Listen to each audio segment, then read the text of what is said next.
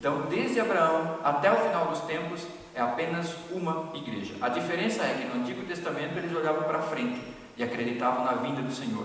Nós olhamos para trás e acreditamos que Ele já veio. A diferença é de ponto de vista apenas. Os pontos de fé são os mesmos. A esse dão testemunho todos os profetas, de que todos os que nele creem receberão o perdão dos pecados pelo seu nome. Antigo Testamento, falando dos profetas, em Atos 10. E não rogo somente por estes, mas também por aqueles que pela tua palavra hão de crer. João, falando dos crentes que ainda ouviriam a palavra do Senhor. Está falando que há uma igreja só, tanto no Antigo Testamento quanto no Novo Testamento. Por favor. Outro ponto, a igreja é imperecível. Ela nunca vai acabar. As portas do inferno não prevalecerão contra ela. Ah, mas a congregação na parte de casa fechou. A congregação física, a igreja visível, a igreja invisível, ela pode não fechar. Ela não vai fechar, porque as portas do inferno não prevalecerão contra ela. Pois também eu te digo que tu és Pedro, e sobre essa pedra edificarei a minha igreja, e as portas do inferno não prevalecerão contra ela. Jesus não está falando de Pedro, ele está falando dele mesmo. Só para deixar claro, Pedro, tu és Pedro, sobre esta pedra edificarei a minha igreja. Esse é o contexto do texto escrito em grego. Jesus está falando dele mesmo. Até o que ele fala 2 versículos antes no texto. Deus está no meio dela, não se abalará. Deus a ajudará já no romper da manhã. Falando da igreja invisível mais uma vez, lá em Salmos. Como os ouvimos, assim o vimos na cidade do Senhor dos Exércitos, na cidade do nosso Deus. Deus a confirmará para sempre. Também ainda no Antigo Testamento, nos Salmos. Vejam que o Antigo Testamento fala claramente que toda a igreja de Cristo, a igreja que acredita no Filho de Deus, no Redentor, é necessariamente eterna, para sempre. Iniciou com o chamado de Abraão, na verdade ele iniciou com a promessa da vinda do Senhor, lá para Adão e Eva. Iniciou fisicamente, diríamos assim, com Abraão, com o chamado de Abraão, que era pagão, e de lá para cá, nunca mais. Vemos que, inclusive no judaísmo antigo, há uma miscelânea de formas de crer, mas dentro dessa miscelânea, a igreja verdadeira do Senhor sempre existiu, e sempre vai existir. Por que ela sempre vai existir? Porque Ele disse que vai existir. Bom, simples assim, Ele prometeu. Um outro ponto muito importante que a gente precisa falar é sobre a forma com que Lutero entende as Escrituras. Lutero não entende as Escrituras como um livro que contém a palavra de Deus.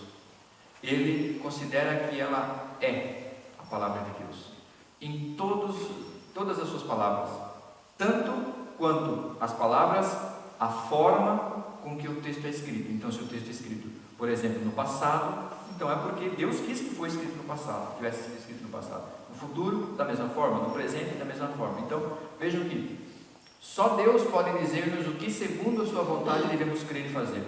Quem mais pode dizer o que a gente deve fazer e crer, senão o próprio Deus? Qualquer um que disser alguma coisa diferente do que o próprio Deus diz através da sua palavra, está mentindo. Por isso que em Apocalipse diz que não se deve nem adicionar e nem tirar absolutamente nada do texto, porque vamos dar conta disso. Porque qual dos homens sabe as coisas do homem, senão o Espírito do homem que nele está? Assim também ninguém sabe as coisas de Deus, senão o Espírito de Deus. Ou seja, se alguém quiser saber alguma coisa sobre Giliardi, tem que perguntar para Giliardi. Se perguntar para qualquer outra pessoa, provavelmente a informação será distorcida, ou pelo menos pela metade. Se alguém quiser conhecer um de vocês, tem que perguntar para vocês. Se a gente quer conhecer Deus, a gente tem que perguntar para Ele. Escritura. Se alguém falar, fale segundo as palavras de Deus. A gente, enquanto cristão, do ponto de vista de Lutero, a gente não deve falar qualquer coisa. Falar, por exemplo, xingamentos, né? É comum a gente ver muitos cristãos fazendo isso. Ou seja, o culto necessariamente não acaba quando o pastor dá a bênção final e todo mundo vai embora. O culto extrapola os portões da igreja. Ele não é simplesmente dentro da igreja aquela 1 hora, 2 horas, 3 horas, não sei quanto tempo, e sim fora da igreja. É a igreja invisível. Por favor. Agora, na igreja visível, né? Muitas pessoas fazem a confissão pública, né? A profissão de fé, batismo, creio, então agora... Mas dentro da igreja visível, há a possibilidade de haver hipócritas. A pessoa diz, passa por todos os rituais da igreja, todas as necessidades, mas necessariamente ela não crê. E como é que a gente resolve isso? A gente não resolve. A gente deixa o joio crescer junto com o trigo. Eventualmente o joio pode virar um trigo, se ele passar a crer de verdade. Essa é o meio da graça. A pregação do Evangelho é o meio da graça. Então como é que a gente faz? Deixa o joio no meio do trigo. Quando eles forem ceifados, o ceifador vai dar o destino para cada um. Não nos compete a definir quem é joio e quem é trigo. A não ser que, falando agora um pouco de disciplina eclesiástica, a não ser que o pecado seja evidente, assim, uma coisa catastrófica, que seja vergonhoso para a comunidade toda. Agora, se for uma coisa extremamente peculiar, mas uma coisa extremamente pessoal, que não é possível ver a olho nu, como é que você vai administrar isso? Não tem. Então o joio cresce no meio do trigo e o ceifador é que vai fazer o seu serviço. Lutero faz uma grande diferença entre igrejas ortodoxas e igrejas heterodoxas. Igrejas ortodoxas são as igrejas, independente do nome que ela leve, o nome da igreja não caracteriza ela como igreja ortodoxa. Por exemplo, eu faço parte da congregação, a igreja ortodoxa, luterana ortodoxa. O nome da igreja não caracteriza ela como ortodoxa. O que caracteriza ela como ortodoxa é o que ela crê. Os meios, a profissão de fé, as confissões que ela crê. Se as confissões dela estão 100% de acordo com a Escritura, ela é uma igreja ortodoxa independente do nome. Se ela erra em um ponto doutrinário, segundo Lutero, ela é uma igreja heterodoxa, porque um pouco de fermento leveda toda a massa, e um erro doutrinário vai incorrer inevitavelmente em outros erros doutrinários, tolerância do erro doutrinário. Então Lutero faz essa divergência, essa diferenciação entre igrejas ortodoxas e igrejas heterodoxas. Para ser verdadeira uma doutrina, não precisa concordar com a razão humana, a ciência moderna ou a nossa própria opinião ou a opinião pública. Para que uma doutrina seja verdadeira, ela precisa estar de acordo com a Escritura, somente. Mas todo mundo pensa diferente. Pois é, pode estar todo mundo errado, é bem possível. O errado é errado mesmo que todo mundo esteja fazendo, e o certo é certo mesmo que ninguém faça. Certo é certo. E é por isso que nós temos a regra de fé e prática da Escritura. Lutero é muito claro nesse sentido. Santifica-os na tua verdade, e a tua verdade, a tua palavra é verdade. Jesus dizia, pois, aos judeus que criam nele: se vós permanecereis na minha palavra, verdadeiramente sereis meus discípulos e conhecereis a verdade, e a verdade vos libertará. Por favor. E aí nós precisamos observar a origem e a inspiração bíblica. Temos diversos autores. A Bíblia foi escrita durante aproximadamente 1500 anos, do ano 1400 a.C. até 96 depois de Cristo. Isso dá mais ou menos 1500 anos, levando em consideração que entre o último livro do Antigo Testamento e o primeiro livro do Novo Testamento tem 400 anos onde Deus não se manifestou de forma escrita. Então temos 400 anos entre o último livro do Antigo Testamento e o primeiro livro do Novo Testamento. E sem sombra de dúvida, a inspiração, como eu comentei antes, quando a gente quer saber sobre Deus, a gente precisa perguntar para Ele, precisa consultar o que Ele nos deixou. E Ele nos deixou uma Bíblia verbalmente inspirada, as palavras e a forma com que as palavras foram escritas. Não por acaso, pouco antes do Novo Testamento ser escrito, o Império Romano toma aquela região e estabelece o principal idioma como o idioma grego. E o idioma grego é um idioma muito, muito preciso.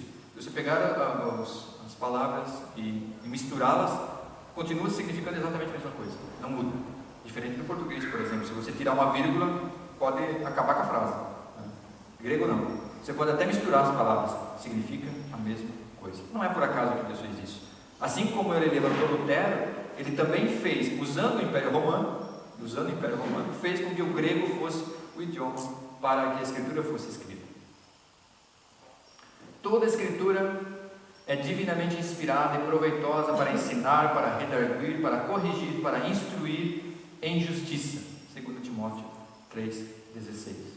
Havendo Deus antigamente falado muitas vezes e de muitas maneiras aos pais, pelos profetas, a nós falou-nos nesses últimos dias pelo Filho, a quem constituiu herdeiro de tudo, por quem fez também o mundo. E aqui ele faz mais uma vez uma ligação entre o Antigo Testamento e o Novo Testamento, né? Primeiro falou pelos profetas, agora fala pelo Filho, pelo qual o mundo foi feito. E aí ele usa a Gênesis 1, fazendo uma ligação direta com o capítulo 1 de João, que fala do Verbo estava com Deus, o Verbo era Deus, pelo qual tudo foi feito. Ou seja, Jesus estava na criação do mundo, o mundo foi feito por meio dele, por intermédio dele.